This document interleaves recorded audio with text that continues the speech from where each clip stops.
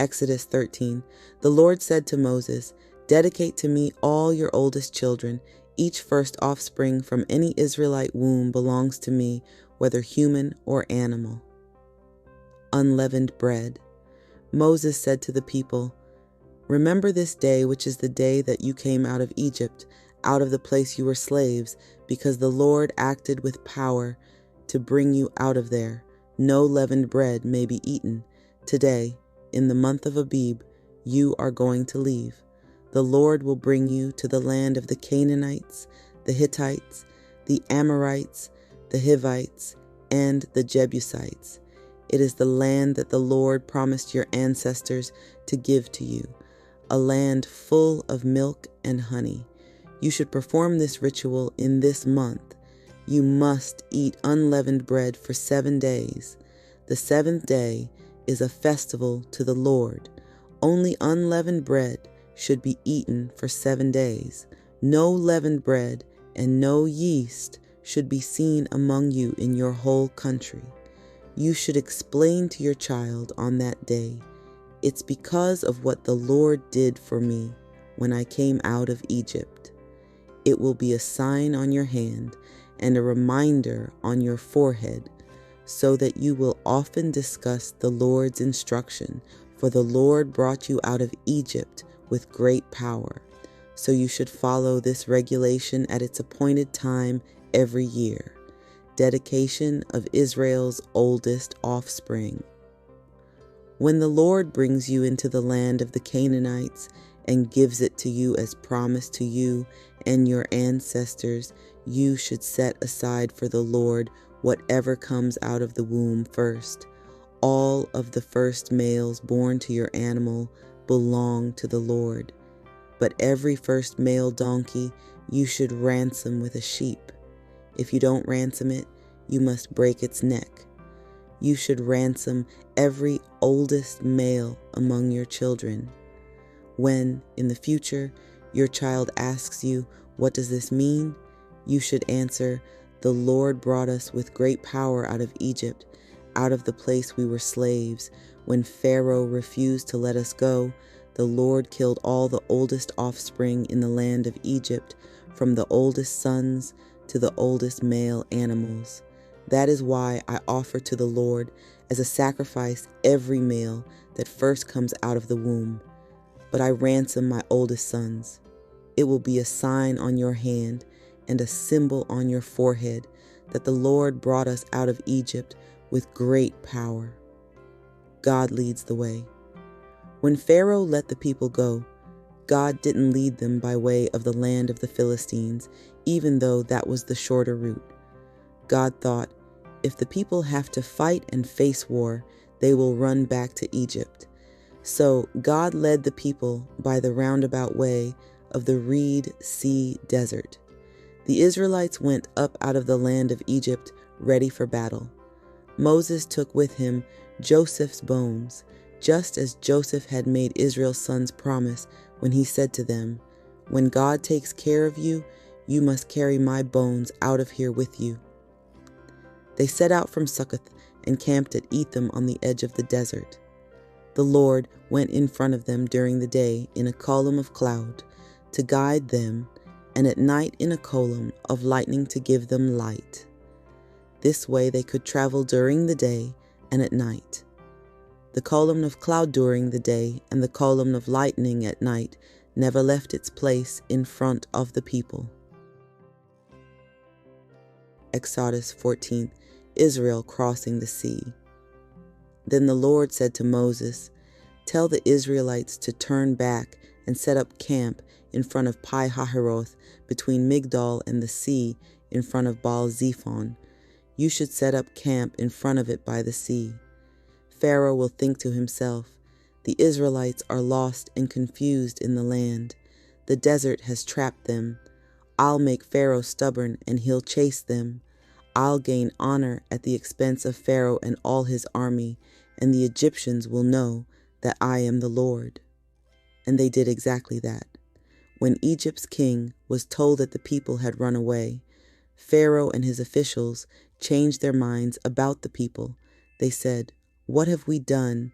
letting Israel go free from their slavery to us. So he sent for his chariot and took his army with him. He took 600 elite chariots and all of Egypt's other chariots with captains on all of them. The Lord made Pharaoh, Egypt's king, stubborn, and he chased the Israelites, who were leaving confidently.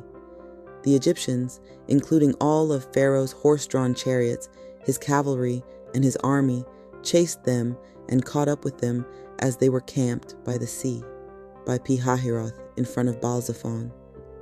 As Pharaoh drew closer, the Israelites looked back and saw the Egyptians marching toward them. The Israelites were terrified and cried out to the Lord. They said to Moses, "Weren't there enough graves in Egypt that you took us away to die in the desert? What have you done to us by bringing us out of Egypt like this? Didn't we tell you the same thing in Egypt? Leave us alone, let us work for the Egyptians." It would have been better for us to work for the Egyptians than to die in the desert. But Moses said to the people, "Don't be afraid. Stand your ground and watch the Lord rescue you today. The Egyptians you see today, you will never ever see again. The Lord will fight for you. You just keep still." Then the Lord said to Moses, "Why do you cry out to me? Tell the Israelites to get moving. As for you, lift your shepherd's rod, stretch out your hand over the sea, and split it in two, so that the Israelites can go into the sea on dry ground. But me, I'll make the Egyptians stubborn, so that they will go in after them, and I'll gain honor at the expense of Pharaoh, all his army, his chariots, and his cavalry. The Egyptians will know that I am the Lord when I gain honor at the expense of Pharaoh, his chariots, and his cavalry." God's messenger, who had been in front of Israel's camp, moved and went behind them. The column of cloud moved from the front and took its place behind them. It stood between Egypt's camp and Israel's camp. The cloud remained there, and when darkness fell, it lit up the night. They didn't come near each other all night. Then Moses stretched out his hand over the sea. The Lord pushed the sea back by a strong east wind all night, turning the sea into dry land. The waters were split into two. The Israelites walked into the sea on dry ground. The waters formed a wall for them on their right hand and on their left. The Egyptians chased them and went into the sea after them, all of Pharaoh's horses, chariots, and cavalry. As morning approached, the Lord looked down on the Egyptian camp from the column of lightning and cloud, and threw the Egyptian camp into a panic. The Lord jammed their chariot wheels so that they wouldn't turn easily. The Egyptians said, "Let's get away from the Israelites, because the Lord is fighting for them against Egypt." Then the Lord said to Moses, "Stretch out your hand over the sea, so that the water comes back and covers the Egyptians, their chariots, and their cavalry." So Moses stretched out his hand over the sea. At daybreak, the sea returned to its normal depth. The Egyptians were driving toward it, and the Lord tossed the Egyptians into the sea. The waters returned and covered the chariots and the cavalry, Pharaoh's entire army that had followed them into the sea. Not one of them remained. The Israelites, however, walked on dry ground through the sea. The waters formed a wall for them on their right hand and on their left. The Lord rescued Israel from the Egyptians that day. Israel saw the Egyptians dead on the seashore. Israel saw the amazing power of the Lord against the Egyptians. The people were in awe of the Lord, and they believed in the Lord and in his servant Moses. Exodus 15, Moses' victory song. Then Moses and the Israelites sang this song to the Lord.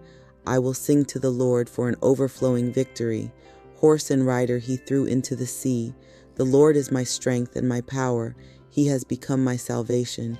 This is my God, whom I will praise, the God of my ancestors, whom I will acclaim. The Lord is a warrior. The Lord is his name. Pharaoh's chariots and his army he hurled into the sea. His elite captains were sunk in the reed sea. The deep sea covered them. They sank into the deep waters like a stone. Your strong hand, Lord, is dominant in power. Your strong hand, Lord, shatters the enemy. With your great surge, you overthrow your opponents. You send out your hot anger. It burns them up like straw. With the breath of your nostrils, the waters swelled up. The floods surged up in a great wave. The deep waters foamed in the depths of the sea. The enemy said, I'll pursue, I'll overtake, I'll divide the spoils of war. I'll be overfilled with them. I'll draw my sword, my hand will destroy them. You blew with your wind. The sea covered over them. They sank like lead in the towering waters. Who is like you among the gods, Lord? Who is like you, foremost in holiness, worthy of highest praise, doing awesome deeds? You raised your strong hand. Earth swallowed them up. With your great loyalty, you led the people you rescued. With your power, you guided them to your sanctuary. The peoples heard, they shook in terror. Horror grabbed hold of Philistia's inhabitants. Then Edom's tribal chiefs were terrified. Panic grabbed hold of Moab's rulers. All of Canaan's inhabitants melted in fear. Terror and fear came over them. Because of your great power, they were as still as a stone until your people, Lord, passed by, until the people you made your own passed by. You brought them in and planted them on your own mountain, the place, Lord, that you made your home, the sanctuary, Lord, that your hand created. The Lord will rule forever and always. When Pharaoh's horses, chariots, and cavalry went into the sea, the Lord brought back the waters of the sea over them. But the Israelites walked through the sea on dry ground. Miriam's victory song. Then the prophet Miriam, Aaron's sister, took a tambourine in her hand. All the women followed her, playing tambourines and dancing. Miriam sang the refrain back to them. Sing to the Lord for an overflowing victory. Horse and rider he threw into the sea, turning bitter water sweet. Then Moses had Israel leave the reed sea and go out into the Shur desert. They traveled for 3 days in the desert and found no water. When they came to Marah, they couldn't drink Marah's water because it was bitter. That's why it was called Marah. The people complained against Moses. What will we drink? Moses cried out to the Lord, and the Lord pointed out a tree to him. He threw it into the water, and the water became sweet. The Lord made a regulation and a ruling there, and there he tested them. The Lord said, if you are careful to obey the Lord, your God, do what God thinks is right, pay attention to his commandments, and keep all of his regulations, then I won't bring on you any of the diseases that I brought on the Egyptians. I am the Lord who heals you. Then they came to Elim, where there were 12 springs of water and 70 palm trees. They camped there by the water. Thank you, everybody, for joining us here today. Please come back tomorrow for another segment of our 365 Bible Reading Initiative. Please also be sure to like, comment, and definitely subscribe. Also hit the bell. That way you can receive the notifications for the premieres. We're going to premiere every single day. When I say every day, I mean every day. All 365 days, because no day doesn't count. Sunday counts, Saturday counts, Monday through Friday. It all counts. So please be sure to just join us here tomorrow. Same time, same location. Be sure to, like I said, subscribe and hit the bell so that you can receive the notifications. And also share this with somebody who you know could definitely benefit from hearing the word of God. I pray that this is transforming your life, and I pray that God is pricking your heart and speaking to you through His Word. All right, y'all. Have a great evening.